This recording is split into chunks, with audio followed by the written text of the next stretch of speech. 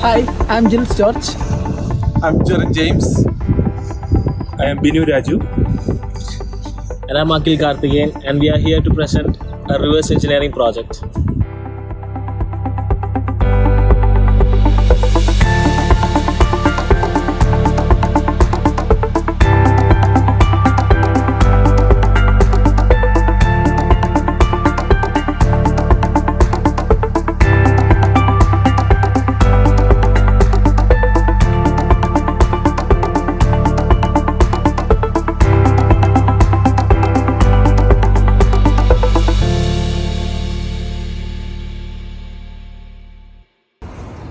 The project started when we were provided with a recycled carpet cleaner. We disassembled the carpet cleaner into its sub-assemblies and its constituent components. We used different types of prying tools like screwdrivers, torque wrench to remove the body of the product. Further down the road, we scrapped all unnecessary pieces and salvaged the rest of the assembly. 4 of us able to carry out the disassembly process in about 2 hours. We observed how complicated the design was and we figured out techniques to remove the component without damaging them. As we dig deeper, it became more complicated with the small parts, wiring, intricate components. We had a lot of fun figuring out them. The main benefit of the process was we were able to figure out the working of the cleaner itself, how the parts interacted with each other, how they were put together, and how they function as a wall. Various pumps, motors, heaters, springs, and actuators were separated and laid out on the desk. The team was able to identify the circuit board, the vacuum motor, the heater, the brush motor, the solenoid valve and pump assembly. Surprisingly, all fasteners were used in the motor assembly were self-tapping screws.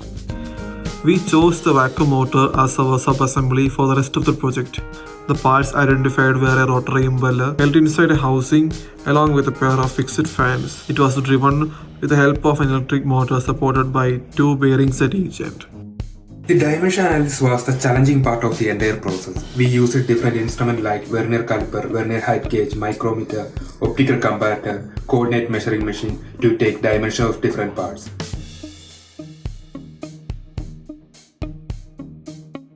The CMM was the crucial instrument while measuring the parabolic profile of the instrument.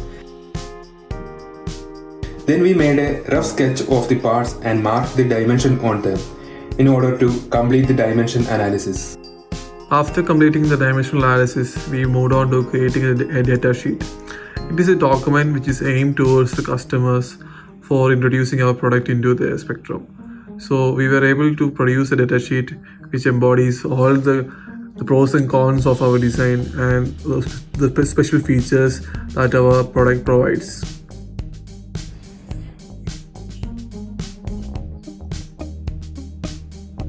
After the disassembly process and dimension analysis, Angstrom Technologies moved to the next phase of its reverse engineering, which is component identification.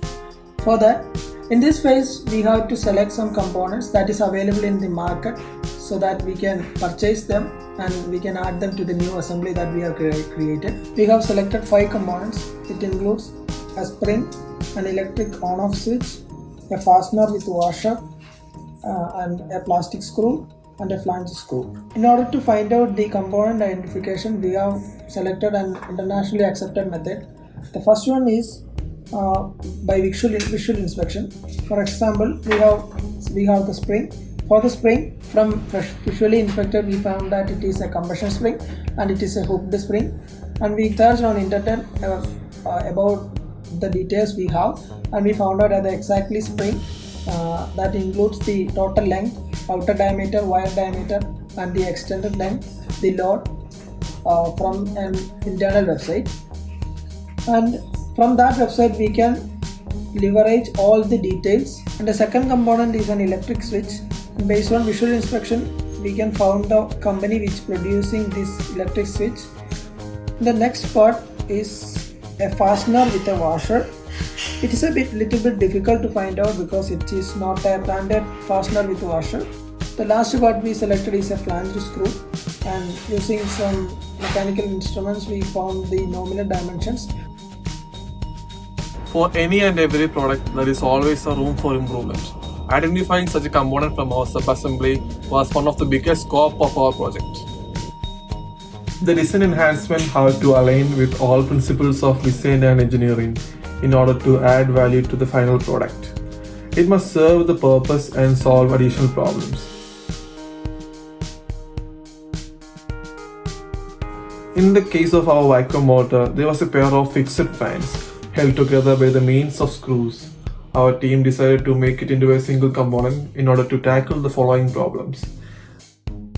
The design team of Angstrom Technologies decided to alter the design of a fan cover to reduce problems such as noise, vibration, manufacturing cost, material and wear and tear. One component inside the vacuum motor, a fixed fan comprised of two components. The design team came into a conclusion after extensive research and the FMEA that making that into a single component would save them a lot of resources such as time and money. The team came up with several design modifications. The main idea was to make the two components into one single part, thereby reducing the manufacturing time and removing the need of screws and changing the material from regular polycarbonate to laxin resin-based polycarbonate. The number of fasteners that are used in assembly is important in many aspects. In this design enhancement, we are able to reduce the number of fasteners, also removing the need of screws in design, therefore avoiding the possibility of rusting of screws. Increase the clearance between the impeller and fan cover, thus avoiding the probability of jamming particles between the fixed fan and fan cover. After we are done with our project, will our company have any profit or benefit? If so, how long will it take to achieve this goal?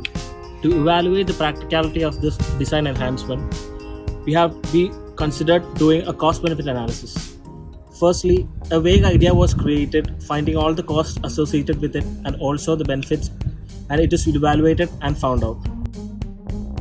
Costs associated with the project are completely related to the research, design, prototyping, testing, and production. The research costs are mainly associated with the research to facilitate the design enhancement of the fan cover. Another zone of the cost associated is with the design, which is a one-time cost and includes the cost related to the CAD design and its equipment and the remuneration to the mechanical designers. The main cost associated with it is the production, prototyping, and testing cost. The main aim of the company is to invest in this project was its benefits. With the design enhancement, the number of fasteners was reduced and hence lowering the cost associated with it. Number of parts was also reduced, due to which the production cost, labor cost, time consumed for the movement in between the job shops was reduced. While considering the assembly process, the design enhancement helps to reduce the time for assembly process as well as lowers the labor charge associated with it. This enhancement helps to reduce the noise in a considerable amount, and it also helps to reduce the internal vibrations. It directly enhances the efficiency and feasibility of the vacuum cleaner. Therefore, the forecast points out the possibility of an increase in sales. After a lot of research and calculation, the total cost was estimated to be approximately 0.275 million and the benefit related to it was 0.2 million. After a close evaluation, the payback period for the company was estimated to be 1.3 years. Design failure mode effect analysis was conducted to identify the risk associated with our assembly. It is a good practice to identify the risk early as possible. The risk associated with the new enhancement is calculated based on risk priority number. It is the product of severity, occurrence and detectability. The RPN is used to prioritize the failure mode so that corrective action can be taken. Based on the RPN value, the risks were prioritized and mitigation strategies were introduced. After considering all possible solutions, Angstrom Technologies have come with an excellent assembly station with minimum production time for vacuum motor assembly. The workstation is divided into two sections and it can be operated by two workers, whereas 3 parts are handled by the first person and the rest assembled by the second person. This is in turn increase the assembly speed. All necessary nuts and bolts are provided on the side shelf for easy access, and a hanging pneumatic torque wrench is provided beside each station. Overhead bins are provided in each station that holds tools and other small miscellaneous apparatus. And an excellent lighting system is here to help the worker to work more productively. There are several factors we have to consider designing an excellent workstation. Some of the key elements are working height and body height, working area height, accessibility in the work area, optimized parts bin layout, workplace lighting, and range of vision. Every assembly process is carried out on the basis of proper work instructions. So the team has to develop a flawless work instructions which embodies safety and proper workplace standards. Images were added to our assembly to enhance the work instructions.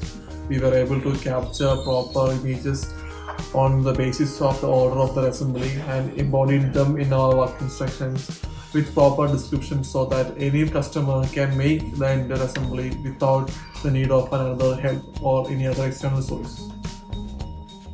The document was developed considering the principles of user interface and user experience design to maximize readability and reduce strain to eyes. At Armstrong Technologies, we believe in innovation and we aim to perfect this innovation.